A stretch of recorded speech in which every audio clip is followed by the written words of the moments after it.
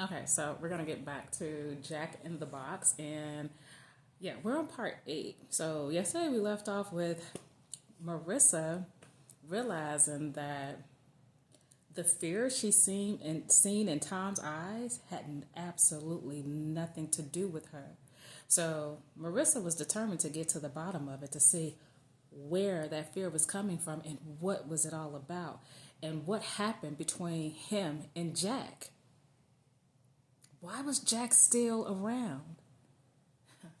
It's about to find out. Okay, so we'll start there. So Marissa stood there watching Tom.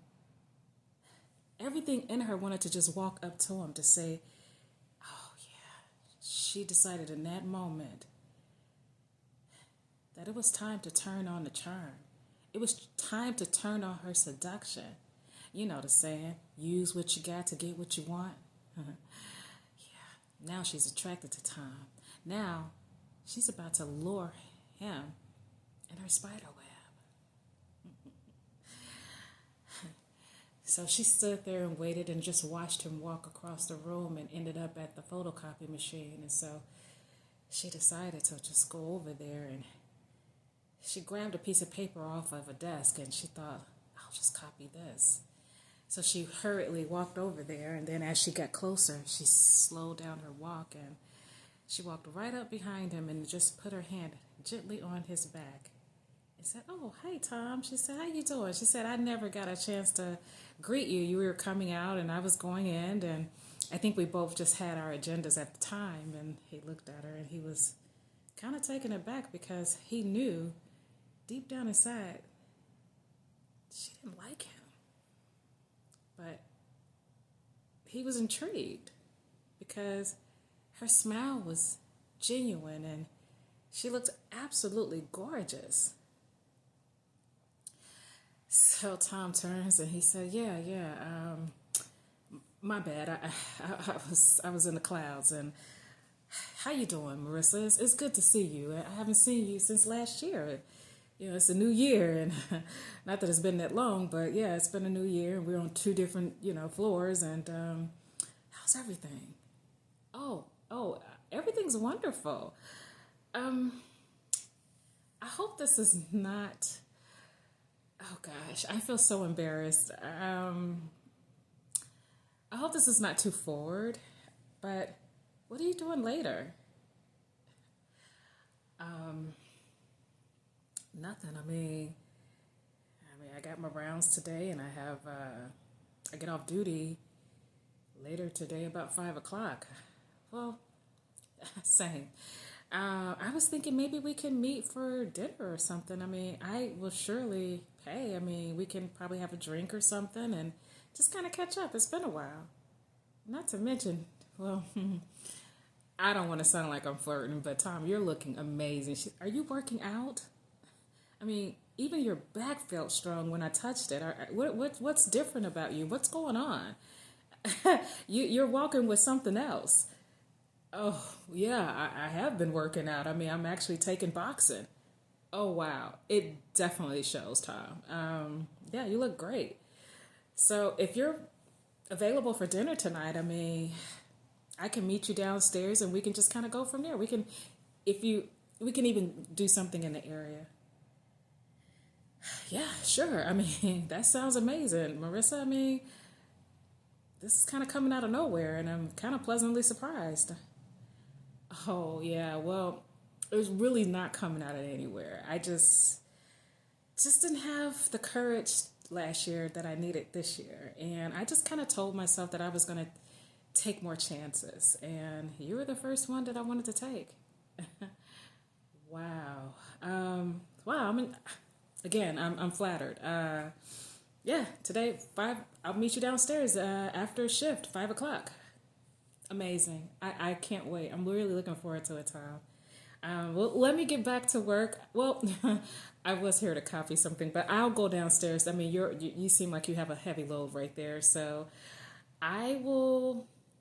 I will go down to the first floor and I will copy and go to.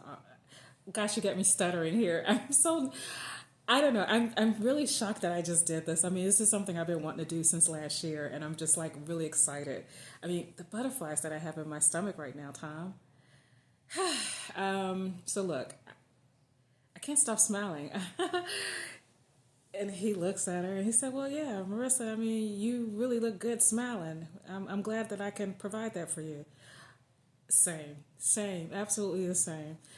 Well, let me get out of here. I don't want to overwhelm you. Let me get out of here and I will see you later. So he said, "Yeah, sure. I'm looking forward to it." So Marissa turns around and start heading to the elevator. And she looked back and watched Tom watching her walk off. And so she smiled back at him and then she turns around and her face straightened up immediately. She's like, "I got him." So she headed to the elevator and she pushed for the elevator and she waited until it came. And then out of nowhere, Clara walks up to her. Marissa, before you go down, I'm so sorry that I just, one thing before you go. I was thinking more about that partnership for you. And I understand you want to wait until after this case is resolved. I was just, but I want you to meet someone. I mean, you can decide after you meet them. I mean, I'm not going to force it on you, but I'm really strongly believing that you guys would make a great fit. The annoyance in her face it was detected, definitely detected. Clara, I appreciate this, and how about I meet them tomorrow, let's say about 2 p.m. Now I have some things that I want to do and I want to get started on this case. And I got a lot of phone calls to make. And right now it's just not a great time. So can we schedule it for then? Clara was pissed. But she tried not to show it, even though it was detected. Because in Clara's mind, she had a plan. She needed to watch her. Because this one was on to something. And that's the last thing Clara needed her to find out, what the pieces that she was trying to piece together. She didn't want her to figure that out, what was really going on. So Clara took a deep breath and she said, yeah, sure. So yeah, just keep close communication with me, and tomorrow at 2 p.m. works. I'll check with. Okay, so let me just tell you who it is. The person's name is Trinity. Trinity. Trinity is not a rookie, Clara. Trinity has more years on the as an agent than I do. What is this really all about, Clara? Am I being dog sitted or something? Like, am I the puppy? I mean, what am I being watched? I mean, do you not trust me anymore to do my job? Do I need a babysitter now? What's really going on? I apologize. No, Trinity just wanted to get a little bit more insight on this case. I did run some things past her, and she was so excited to be a helping hand. So it wasn't about the rookie portion. It was just more so as that because of her experience, she wanted to be a helping hand to guide you through this. Guide me. Clara. I appreciate that. And at this time, I really don't need guidance. But again, I remember speaking to you and let you know that if I needed assistance, that I would love to come to you since you have that open door policy. Clara's face just went blank and she looked at her. 2 o'clock, okay? Sure. I'll see her tomorrow too, and then I'll make a decision then, Clara. Thank you so much for your suggestions. So finally, at that moment, the elevator came and Marissa got on the elevator and Clara stood there, and they kind of stood there until the doors closed, looking at one another, eye to eye.